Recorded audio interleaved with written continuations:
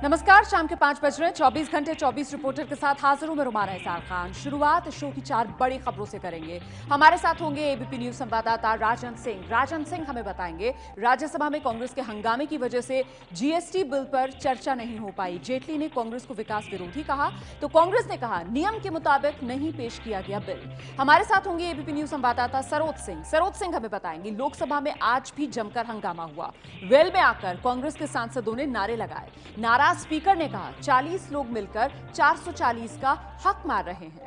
हमारे साथ होंगे एबीपी न्यूज संवाददाता अंकित गुप्ता। अंकित गुप्ता के साथ देखेंगे योगेंद्र यादव को दिल्ली पुलिस ने जमानत पर रिहा किया।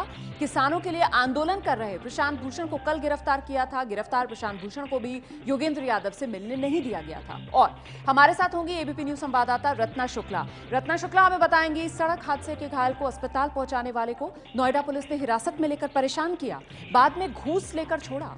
और आगे बढ़ने से पहले आपको एक जानकारी दे दें, ट्विटर पर एबीपी न्यूज ने एक नया मकाम हासिल किया है। एबीपी न्यूज के अंग्रेजी ट्विटर हैंडल के फॉलोअर्स अब 20 लाख से ज्यादा हो गए हैं। इसीलिए ताजा अपडेट के लिए, अंग्रेजी की खबरों के लिए आप ट्विटर पर हमें फॉलो कीजिए। हमारा Twitter handle @ABP News TV और हिंदी की खबरों के लिए हमारा Twitter handle @ABP News Hindi. तो आइए शुरुआत करते हैं इस वक्त की बड़ी खबर से।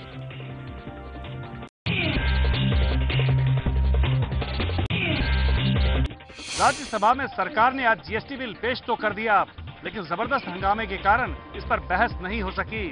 सरकार ने आरोप लगाया है कि कांग्रेस देश का विकास नहीं चाहती है, इसलिए बिल का विरोध कर रही है। राज्यसभा में आज दोपहर 2 बजे के करीब वित्त मंत्री अरुण जेटली ने जीएसटी बिल पेश किया। जो कहा, अरे बाबा, they had your leader in silence, you go back।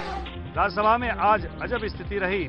जिस समय जेटली बिल पेश कर रहे थे, विपक्ष तो नारेबाजी कर ही रहा था, सरकार पक्ष के लोग भी नारेबाजी कर रहे थे। जेटली ने कहा कि कांग्रेस विकास विरोधी है, इसलिए वो इस बिल का विरोध कर रही है। ये जो पूरा सत्र कुर्बान हुआ है, एक केंद्रीय मंत्री और 2 मुख्यमंत्रियों का विषय तो एक बहाना था। कांग्रेस को केवल जीएसटी को रुकवाना था। जब कांग्रेस पार्टी सरकार में थी तो उसकी कई नीतियां इस देश की अर्थव्यवस्था पे बोझ बन गई थी।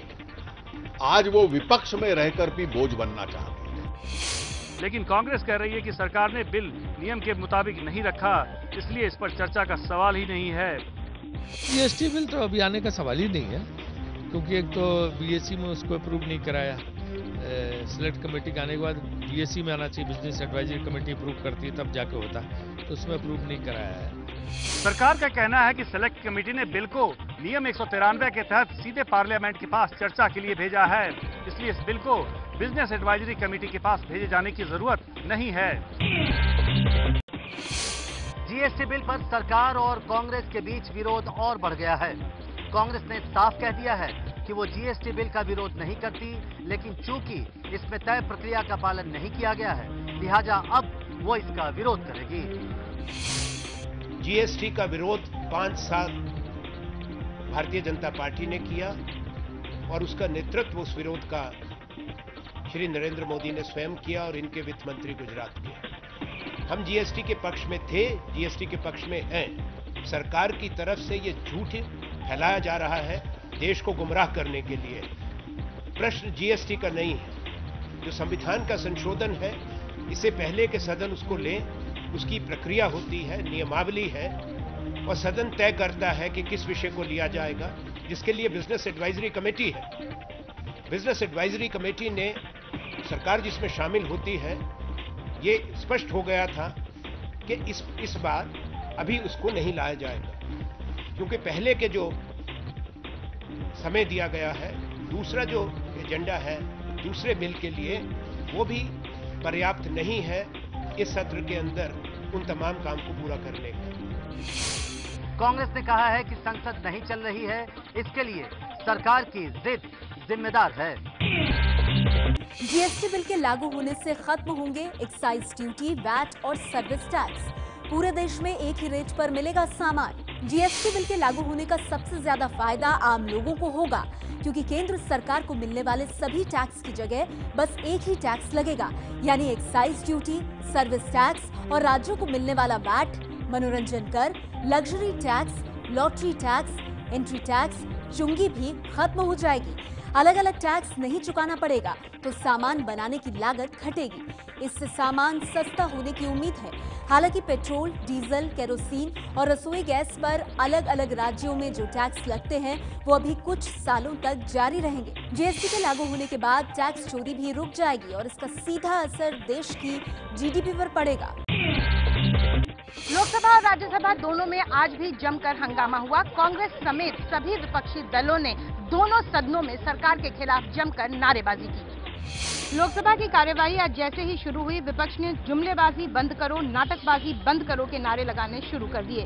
दोपहर 12:30 बजे कांग्रेस के सांसद वेल में पहुंचे तो स्पीकर इतनी नाराज हुई कि उन्होंने लोकसभा टीवी को कैमरा हंगामा कर रहे सांसदों की ओर करने को कहा। स्पीकर इतनी नाराज हुई कि यहां तक कह दिया कि 40 लोग 440 लोगों का हक मार रहे हैं। 40 लोग मिलकर के 440 लोगों का अधिकार मार रहे हैं। 40 लोग मिलकर के 440 लोगों का, ये प्रजातंत्र की हत्या है, ये प्रजातंत्र नहीं है। स्पीकर ने कांग्रेस पर प्रजातंत्र की हत्या करने का आरोप लगाया। तो एक तरफ संसद में हंगामा होता रहा और वहां से चंद कदम दूर पार्लियामेंट थाने पर भी जबरदस्त हंगामा देखने को मिला। योगेंद्र यादव की गिरफ्तारी को लेकर उनके समर्थक हंगामा करते रहे। शाम को कहीं जाकर उन्हें जमानत मिल पाई।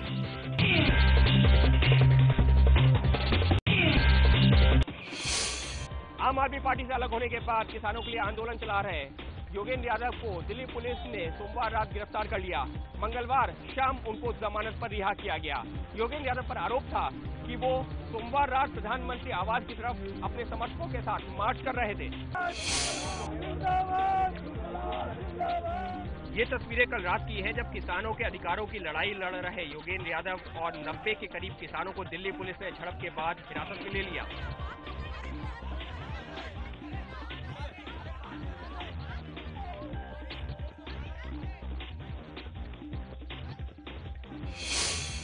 दिल्ली पुलिस की माने तो योगेंद्र यादव और प्रशांत भूषण अपने समर्थकों के साथ में प्रधानमंत्री आवास की तरफ मार्च करने वाले थे, जबकि इलाके में धारा 144 लगी हुई थी और उनको इसकी अनुमति नहीं थी। योगेंद्र यादव आज सुबह जब मीडिया से बात करने के लिए आए तब भी पुलिस के साथ उनकी धक्का मुक्की हुई। हम सबको एक बिल्कुल झूठे हास्यास्पद मुकदमे में फंसा लिया गया। मैं समझता हूँ या तो जो रेस कोर्स के जुआ घर चलाने वाले हैं उनकी हाथ बहुत लंबे हैं, या फिर ये सरकार किसान और किसान के हल के सत्याग्रह के बाद से डर गई। कल जो किसानों का रेस्पॉन्स था उससे बौखला गई। सरकार ने हमें नहीं छोड़ा है जी, मजिस्ट्रेट ने छोड़ा और हाईकोर्ट ने छोड़ा है। मजिस्ट्रेट ने हमें डिस्चार्ज करने का ऑर्डर दिया है और दिल्ली हाईकोर्ट ने हमें इमीडिएटली रिलीज करने का ऑर्डर दिया है। सरकार की कोई मेहरबानी नहीं। योगेंद्र यादव को कल रात हिरासत में लिए जाने के बाद उनके साथ आंदोलन कर रहे प्रशांत भूषण जानकारी लेने थाने पहुंचे तो उन्हें थाने के अंदर ही नहीं घुसने दिया गया। तो हम उनसे बात करना चाहते हैं। पुलिस स्टेशन है, क्या है ये? पुलिस स्टेशन है। ये तस्वीरें उस वक्त की हैं जब दिल्ली के पार्लियामेंट स्ट्रीट थाने में बंद योगेंद्र यादव से मिलने प्रशांत भूषण उनके वकील की हैसियत से थाने पहुंचे थे। पुलिस वालों ने जबरन उन्हें थाने से बाहर निकालकर थाने का गेट बंद कर लिया, जिसके बाद उनकी काफी देर तक पुलिस वालों से बहस होती रही। आपने हमारे लोगों को इलीगली डिटेन कर लिया, उससे हम एफआईआर लिखाने आए। दुर्भाग्य की बात है कि आज पुलिस की मानसिकता ये हो गई है कि उनको ये लगने लगा है कि हर चीज के लिए नागरिकों को पहले पुलिस की परमिशन लेनी पड़ेगी अगर वो कहीं प्रोटेस्ट करेंगे, कहीं असेंबल करेंगे। उनको लगता है कि पूरे दिल्ली में धारा 144 लगा के वो रख सकते हैं। जाहिर है दिल्ली पुलिस का ये रवैया हैरान करने वाला है। कानून किसी के भी वकील या करीबी को थाने में बंद अपने मुवक्किल से मिलने की इजाजत देता है। आम आदमी पार्टी नेता संजय सिंह पहुंचे योगेंद्र यादव से मिलने के लिए, लेकिन उनके सामने हाय हाय के नारे लगने लगे। यदि आप लोग मुलाकात करने आए थे, मुलाकात हुई? नहीं, अभी मुलाकात नहीं हुई। धक्के दिए जा रहे हैं संजय सिंह को और क्यों आप लोग क्यों भगा रहे हो? क्या हुआ? जो एमएलए जिनको डोनेशन देके हम लोगों ने एमएलए बनाया, आज वो करोड़ करोड़ रुपए के मकान बना रहे हैं। साफ तौर पर नाराजगी है आम आदमी पार्टी को लेकर। प्रदर्शन होने लगा, लोग चिल्ला रहे हैं वापस आओ, धक्का मुक्की। आपके अपना तरीका है, हमको इनका सहयोग करना था, उनको आना था। यानी साफ तौर पर संजय सिंह का ये कहना है कि वो सहयोग करने के लिए आए थे, लेकिन यहाँ पर मिलने के लिए आए थे योगेंद्र यादव से। लेकिन अभी भी हम देख सकते हैं कि लगातार नारेबाजी चल रही है। जंतर मंतर पर किसानों का जो आंदोलन चल रहा था, जिसमें योगेंद्र यादव भी शामिल थे, उसमें परमिशन खत्म होने के बाद योगेंद्र यादव समेत करीब 90 लोगों को दिल्ली पुलिस ने हिरासत में लिया। रात में पार्लियामेंट स्ट्रीट थाने में यहां पर रखा गया है। योगेंद्र यादव समेत करीब 90 समर्थक हैं जिन्हें रात से डिटेन किया हुआ है।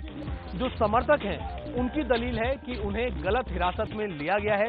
पुलिस का बोलना है कि शांति भंग करने की कोशिश भी की गई है, इसके चलते आगे और कार्रवाई इसमें की जा सकती है। रात से ही इस तरीके का नजारा थाने के बाहर है, जहां पर बड़ी संख्या में योगेंद्र यादव के समर्थक यहां पर बैठे हुए हैं। योगेंद्र यादव के खिलाफ दिल्ली पुलिस की कार्रवाई का मुख्यमंत्री अरविंद केजरीवाल और कांग्रेस महासचिव दिग्विजय सिंह ने विरोध किया है। योगेंद्र जी और उनके कार्यकर्ताओं के साथ जिस तरह से पुलिस ने बर्ताव किया, इसकी हम कड़े शब्दों में निंदा करते हैं और ये ठीक नहीं है, क्योंकि इस देश के अंदर शांतिपूर्वक प्रदर्शन करना संविधान के आर्टिकल 19 में उनका मौलिक अधिकार है, फंडामेंटल राइट है।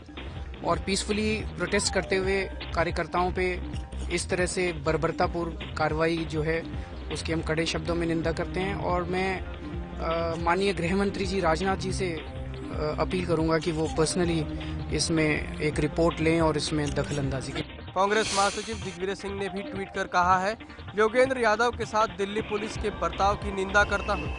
सभी को जंतर मंतर पर प्रदर्शन करने का हक है। दिल्ली पुलिस के इस कदम की हर तरफ निंदा हो रही है। जाहिर है पुलिस को जवाब देना होगा। पीएम मोदी के डीएनए वाले बयान पर बिहार के मुख्यमंत्री नीतीश कुमार बुधवार से शब्द वापसी अभियान की शुरुआत करेंगे। इस शब्द को वापस ले लीजिए, अच्छा होता है। इतने बड़े पद पर विराजे हुए तो उनको ले लेना चाहिए था। हमारा डीएनए तो वही है जो बिहारियों का डीएनए। जांच की रिपोर्ट से अवगत करावें, अगर उनको लगता कि है तो जांच करा लें, तो जांच कराने के लिए देंगे। अरे बीजेपी का तब बोलती बंद है, वो सब चीज बोल करके निकल जाना चाहते हैं, उनको निकलने नहीं दिया जाएगा। और कल हम लोगों का संयुक्त प्रेस कॉन्फ्रेंस होगा, लालू जी भी रहेंगे, हम भी रहेंगे, कांग्रेस के भी नेता रहेंगे। कल हम लोग ज्वाइंट प्रेस कॉन्फ्रेंस करेंगे और कल ही संयुक्त कार्यक्रम का ऐलान भी किया जाएगा, कल होगा। नीतीश कुमार ने ऐलान किया है कि पीएम मोदी को बिहार के 50 लाख लोगों का सैंपल भेजेंगे ताकि पीएम बिहारियों के डीएनए की जांच करा सकें। एमएनएस प्रमुख राज ठाकरे ने पीएम मोदी पर साधा निशाना, कहा देश में अराजकता का माहौल है। सगळ्या ठिकाणची परिस्थिती आपण जर बघितली, आज देशामधली परिस्थिती, महाराष्ट्रातली परिस्थिती, काय महाराष्ट्रातली परिस्थिती, काय चाललंय तिथे वरती नरेंद्र मोदींचं, कसली मन की बात, बोलतच नाही मन की बात। बरं हेच आरोप करत होते मनमोहन सिंग बोलत नाहीत, आता हेही बोलत नाहीत। थोडी विषयावरती बोलता येत नाही, सांगता येत नाही। आज जी देशामध्ये जी अराजकाची परिस्थिती आहे, काल कळलं तिथे कुठे कोकणामध्ये कुठे अतिरेकी शिरली। चला आमचा सगळ्या बाजूने गेट ऑफ इंडिया। एमएनएस ने पिछले लोकसभा चुनाव में बीजेपी का समर्थन किया था। राज ठाकरे ने नरेंद्र मोदी को प्रधानमंत्री बनाने की अपील भी की थी। अंग्रेजी अखबार इंडियन एक्सप्रेस ने खबर दी है कि 2 साल पहले अंडरवर्ल्ड डॉन दाऊद इब्राहिम को भारत लाने के प्रस्ताव पर यूपीए सरकार में चर्चा हुई थी। अखबार के मुताबिक 2013 में दिल्ली के एक बड़े वकील जो बड़े कांग्रेस नेता भी हैं, उन्होंने दाऊद के भारत लौटने पर चर्चा की थी।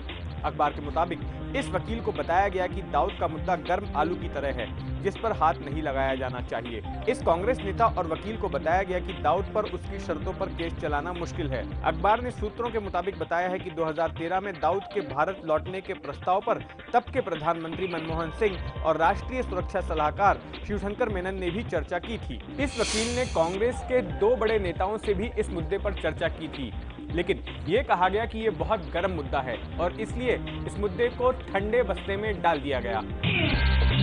इंडियन एक्सप्रेस में अंडरवर्ल्ड डॉन दाऊद इब्राहिम के भारत आने के प्रस्ताव की खबर को पूर्व प्रधानमंत्री डॉक्टर मनमोहन सिंह ने खारिज कर दिया। पूर्व प्रधानमंत्री मनमोहन सिंह ने इस मुद्दे पर कहा है कि इस तरह के किसी भी प्रस्ताव पर चर्चा के बारे में मुझे कुछ याद नहीं है। हालांकि इंडियन एक्सप्रेस ने दावा किया है कि 2013 में दाऊद के भारत लौटने के प्रस्ताव पर तत्कालीन प्रधानमंत्री डॉक्टर मनमोहन सिंह और तब के राष्ट्रीय सुरक्षा सलाहकार शिवशंकर मेनन ने भी चर्चा की थी।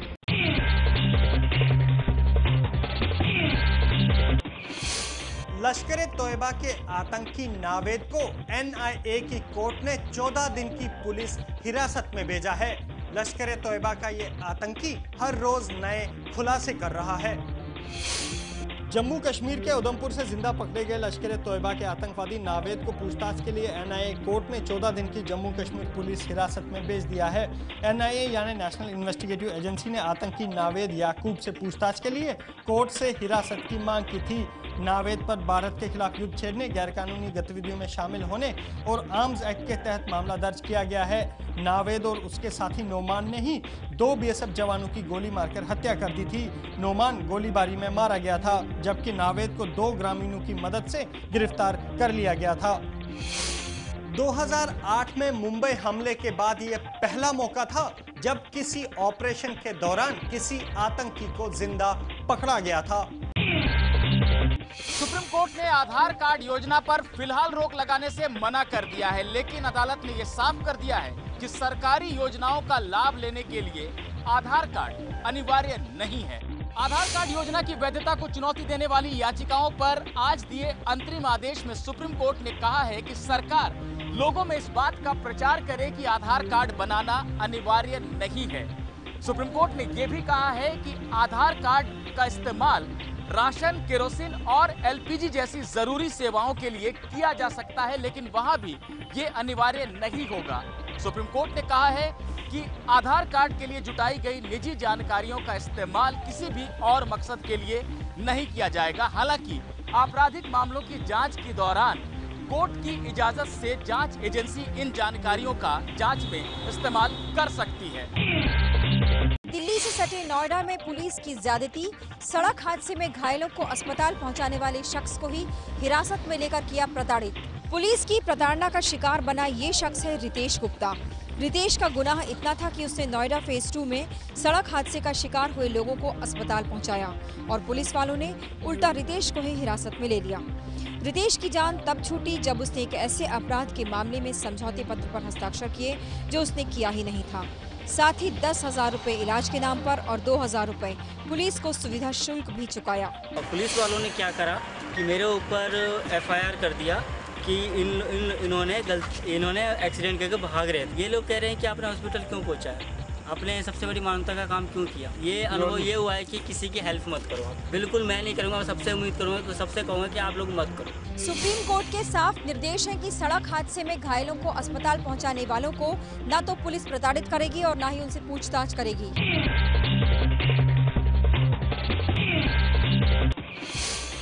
चीन की स्मार्टफोन निर्माता कंपनी Xiaomi ने भारत में अपना पहला made in India smartphone launch किया है। Redmi 2 प्राइम स्मार्टफोन Xiaomi के आंध्र प्रदेश के विशाखापट्टनम प्लांट में बनाया गया है।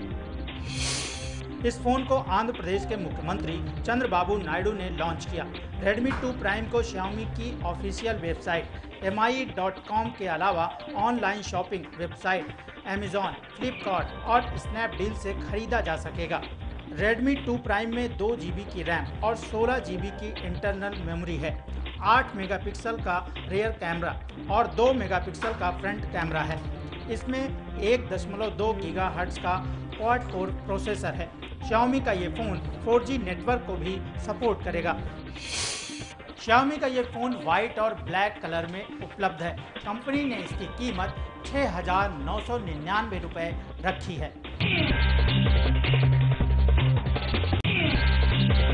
भारतीय मूल के सुंदर पिचाई बने गूगल के नए सीईओ। गूगल ने अल्फाबेट नाम से नई पेरेंट कंपनी बनाई। गूगल ने बड़ा फेरबदल करते हुए भारतीय मूल के 43 वर्षीय सुंदर पिचाई को कंपनी का नया सीईओ बनाया है। इसके अलावा कंपनी ने अल्फाबेट इंक नाम से एक नई पेरेंट कंपनी बनाई है। गूगल की सभी गतिविधियां अब इसी कंपनी के तहत संचालित होंगी। गूगल के सीईओ लैरी पेज ने अपने ब्लॉग पोस्ट के जरिए यह जानकारी दी। चेन्नई में जन्मे सुंदर पिचाई ने IIT खड़गपुर से पढ़ाई की है और वो पिछले 11 सालों से गूगल में काम कर रहे हैं। 24 घंटे 24 रिपोर्टर देख रहे हैं आप। रात 10 बजे अब आपसे मुलाकात होगी और आगे जिन खबरों पर हमारी नजर बनी रहेगी, GST बिल पर क्या राज्यसभा में चर्चा होगी, लोकसभा में क्या एक दिन भी कामकाज हो पाएगा, और नोएडा के दोषी पुलिस वालों पर आखिर कार्रवाई कब होगी। फिलहाल छोटा सा ब्रेक, जल्द लौट रहे हैं कुछ और खबरों के साथ।